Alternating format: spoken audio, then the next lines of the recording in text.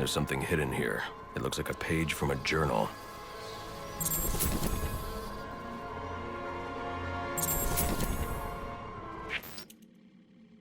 January the 11th, 1855.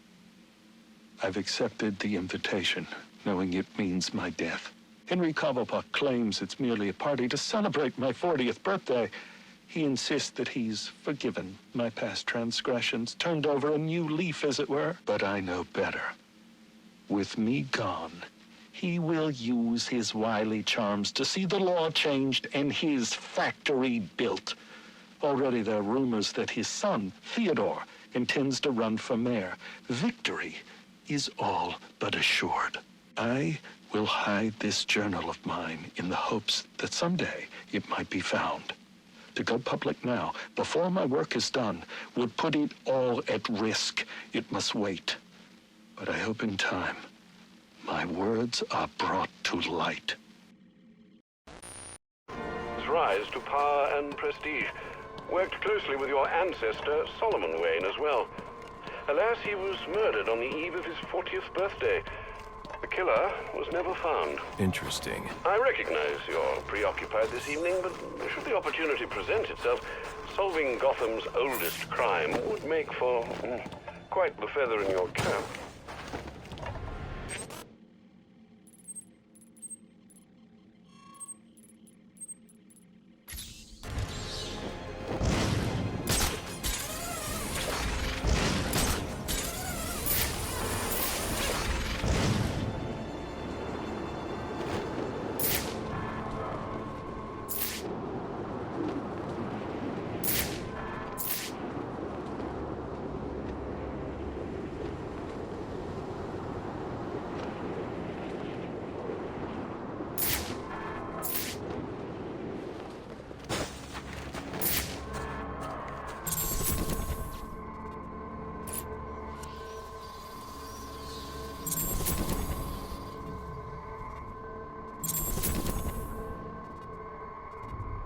January the 13th, 1855.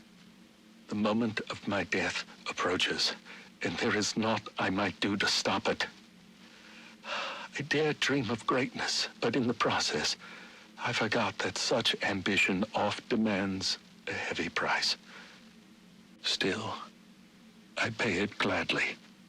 For knowing that Gotham has become a city whose magnificence will echo across the ages. But its origins must not be forgotten. And so, I have scattered my journal across the city, placing pages where I believe they shall endure. Find them, read them, then share what lies within. For though the truth may not be so beautiful as the legend, it is necessary all the same.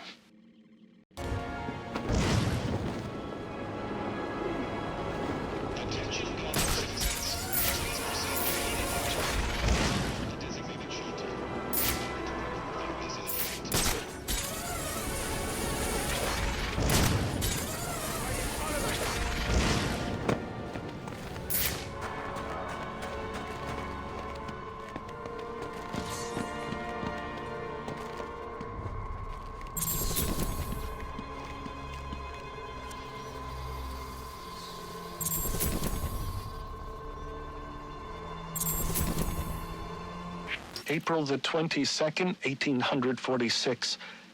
Our recent financial troubles have forced us into business with one Henry Cobblepot, a print magnate of questionable repute. The man cares little for me and my base station, as he put it. And so, the negotiations are left to Solomon. But I fear his idealism shall lead us down a treacherous road, for Cobblepot is a sneak, and surely his sweet words mask a nefarious intent.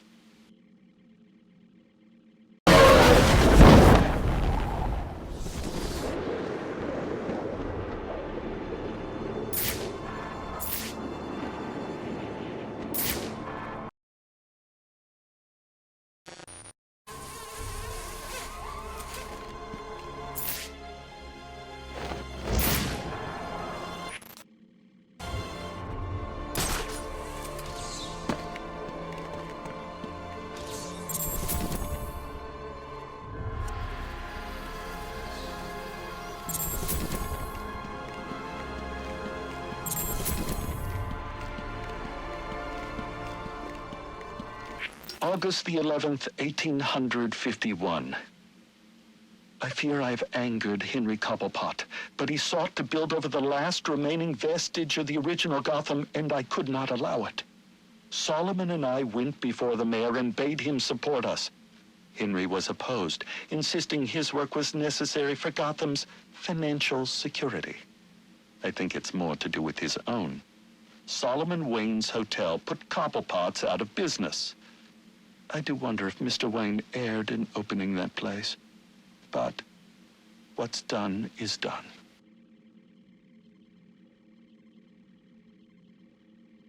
Makes sense. I mean, we've had buildings blown up, the bridges wrecked. Bunch of people. And GCPD didn't exactly rise to the occasion. And then there's the bag. Yeah, and then there's the...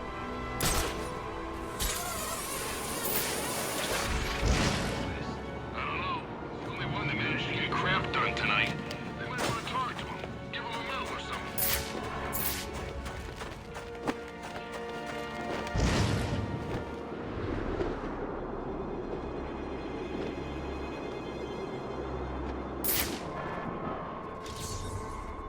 This can't be real!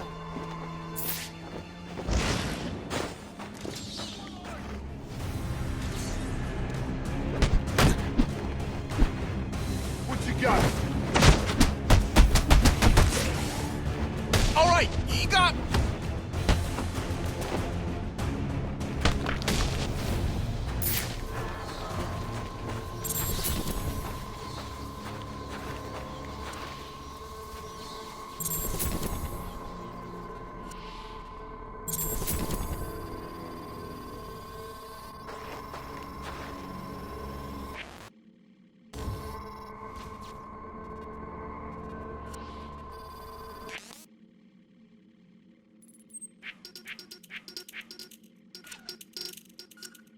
February the 7th, 1852. I have met the most extraordinary young man by the name of Amadeus Arkham.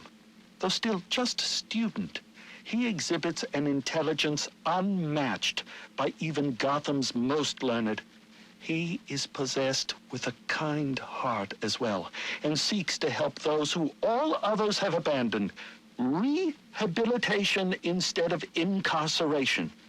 It is the most progressive notion, and one that few of his peers support, but I believe. And so, I shall provide him with plans for the greatest asylum the world has ever known.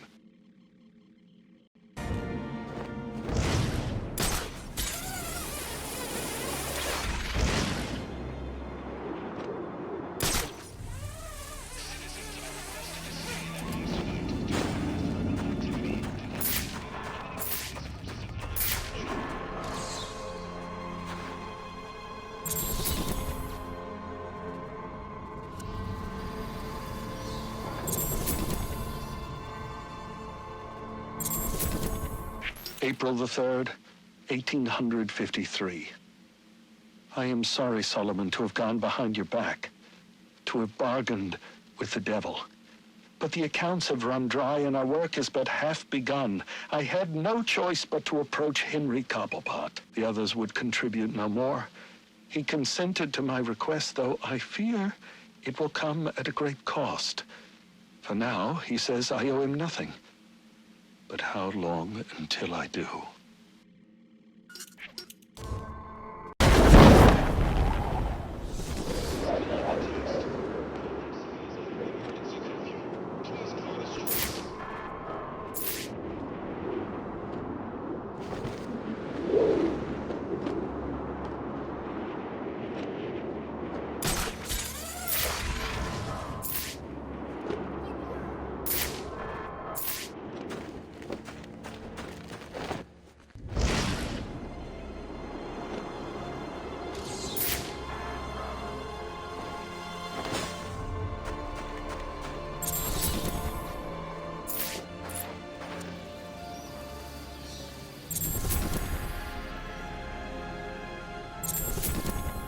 December the 22nd, 1854. I fear I am not long for the world. Henry Cobblepot finally came to collect, and I refused. He wishes to open a munitions factory inside the city. This is not part of the plan, and it works against everything we've accomplished, to say nothing of the danger to Gotham's citizens. I went to the mayor and begged him to introduce a bill banning the endeavor. Thankfully, he agreed, but I'm sure to be punished for my betrayal. It's only a matter of how and when.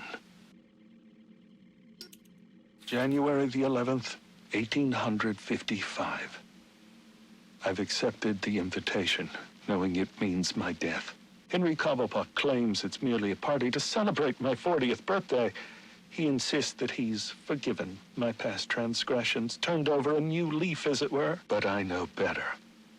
With me gone, he will use his wily charms to see the law changed and his factory built. Already there are rumors that his son, Theodore, intends to run for mayor. Victory is all but assured. I will hide this journal of mine in the hopes that someday it might be found. To go public now, before my work is done, would put it all at risk. It must wait. But I hope in time, my words are brought to light.